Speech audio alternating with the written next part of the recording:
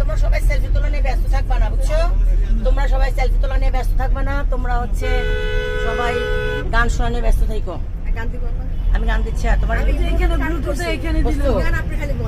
আচ্ছা, আমার ব্লুটুথ দাও। ব্লুটুথ এখানে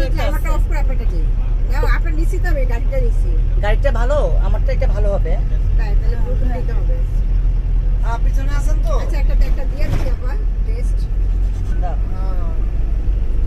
দাও ইয়া দাও, সার্চ করো।